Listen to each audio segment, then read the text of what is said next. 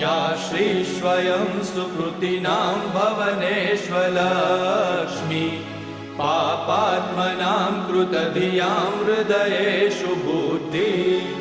श्रद्धा सतां कुलजनप्रभवस्य लज्जा तां त्वां नतास्म परिपालय देवि विश्वम् किं वर्णयाम तव रूपमचिन्त्यमेतत्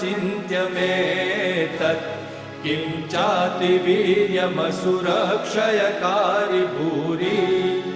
किं चाहवेषु चरितानि तवानियानि सर्वेषु देवसुरदेवगणादिकेषु